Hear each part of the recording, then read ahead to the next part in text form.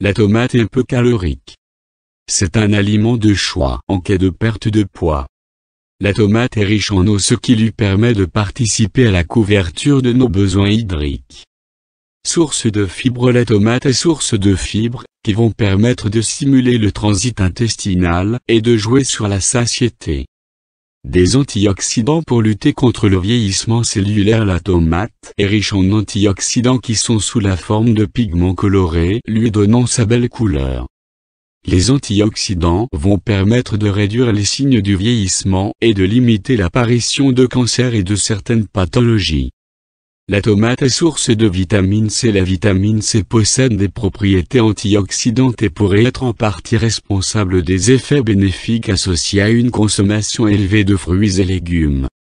La vitamine C dans le sang contribue à diminuer l'oxydation et l'inflammation dans l'organisme, un effet protecteur contre l'apparition de certaines maladies dégénératives associées au vieillissement. Le mot du nutritionniste. La tomate est un aliment de haute densité nutritionnelle, un apport calorique dérisoire, une richesse en eau, une abondance de vitamines, minéraux et oligo-éléments, des fibres présentes dans les grains et la peau.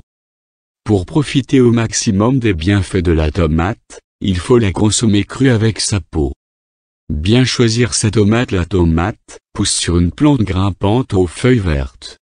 Lors de sa cueillette, la tomate est un fruit de forme ronde surmonté d'un pédoncule vert. Carte d'identité de la tomate type légume. Famille Solanacées. Origine Amérique du Sud. Saison mai à septembre. Couleur rouge, verte, jaune ou noire. Saveur sucrée. Les différentes variétés. Il existe des centaines de variétés à travers le monde, qui se distinguent par leur forme, leur couleur, leur taille et leur saveur. Les plus répandues chez nous sont la tomate cerise, la tomate grappe, la tomate allongée, la tomate cœur de bœuf et la tomate ronde. Achat de la tomate. Les meilleures tomates se trouvent en saison, de préférence au marché public, ou même chez un producteur.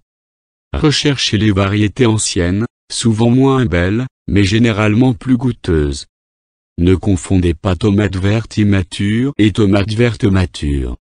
Dans le premier cas, il s'agit d'une tomate qui virera au rouge, à l'orange ou au jaune lorsqu'elle arrivera à maturité, dans le deuxième, d'un fruit qui reste vert à maturité. Les deux se consomment, mais on fait plutôt cuire ou mariner la première, tandis que la deuxième, plus sucrée, peut se consommer fraîche. Bien la conserver. Conservez les tomates de préférence hors du réfrigérateur.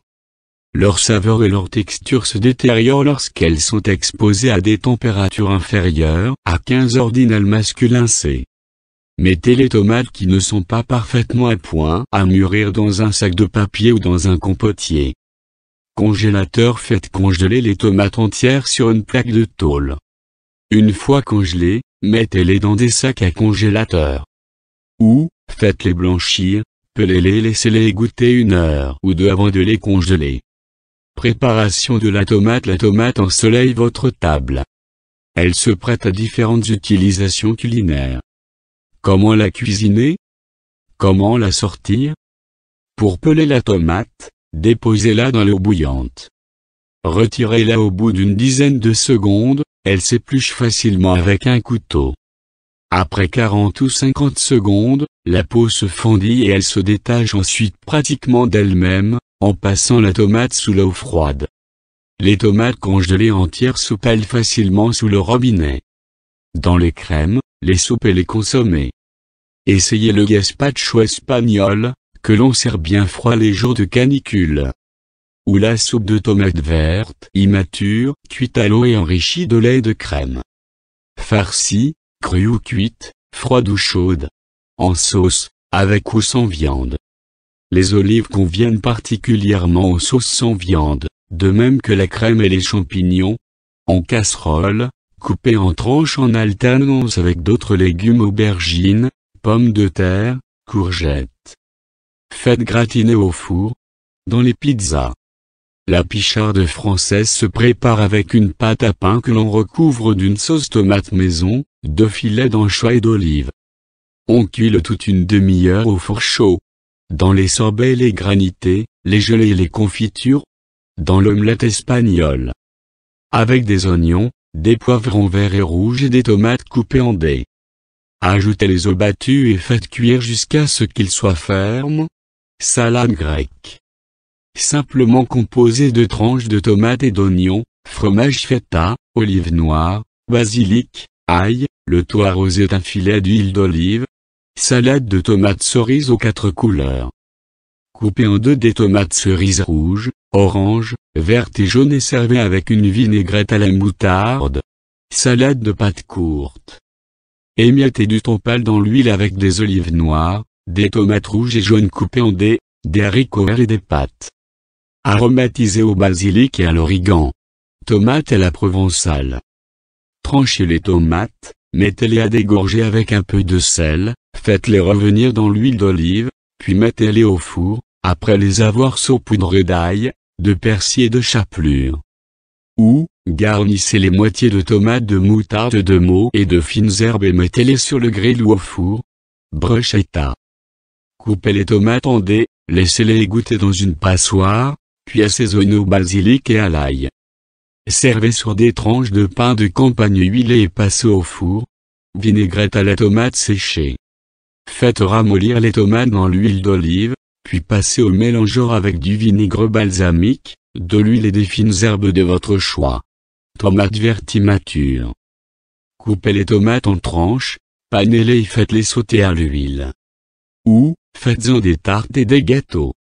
Histoire de la tomate. Le terme tomate vient de l'espagnol tomate, lui-même issu d'Oxitomatl, du nahuatl, langue des Aztèques du Mexique.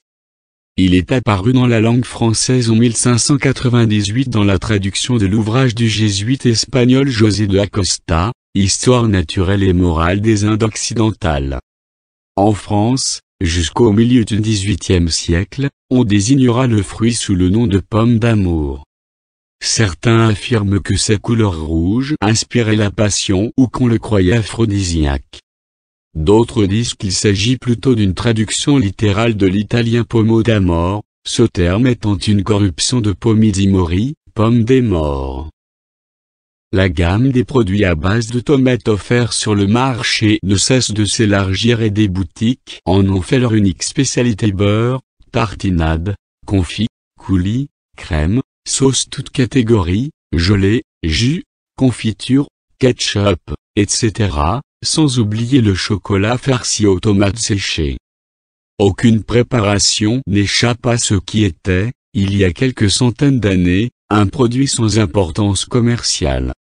Au XVe siècle, on la cultive de façon intensive en Italie et, à un moindre degré, dans les autres pays d'Europe. Les Italiens effectueront un travail considérable de sélection dans le but d'obtenir des fruits plus gros, plus lisses et à la peau plus épaisse. Ils mettront au point une technique efficace pour les sécher au soleil. On dit que leur intérêt pour ce fruit viendrait de ce que, possédant de nombreuses variétés de pâtes, mais peu de sauce pour les relever, ils trouvèrent enfin la matière à d'infinies variations. La quintessence de la cuisine italienne pouvant enfin s'exprimer dans tout son éclat, les pâtes ayant trouvé leur parfait répondant.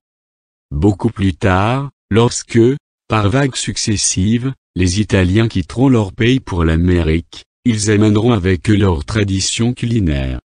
Ils feront connaître leurs recettes aux Nord-Américains, tout aussi méfiants envers la tomate que l'étaient leurs ancêtres anglais. En effet, ces derniers recommandent de les faire bouillir 3 heures pour en éliminer les principes toxiques. Jusqu'au tournant du XXe siècle, l'Américain moyen continuera de croire qu'elle est vénéneuse. À contre-courant, Thomas Jefferson, fervent jardinier, cuisinier et homme politique, la cultivait pourtant et en faisait des conserves. Feront également exception à cette règle les Louisianais qui, sous l'influence des Français, l'intégreront à leur cuisine vers 1810 à 1820. La même chose s'est produite en Chine où on ne l'adopte qu'au XXe siècle, bien qu'elle y ait été introduite 3 siècles auparavant. La tomate est la dernière sur la liste des aliments d'importance commerciale mondiale. Victime de son succès, elle a perdu, au cours de la deuxième moitié du XXe siècle, les qualités organoleptiques qui la caractérisaient auparavant, afin de satisfaire aux exigences de la production industrielle.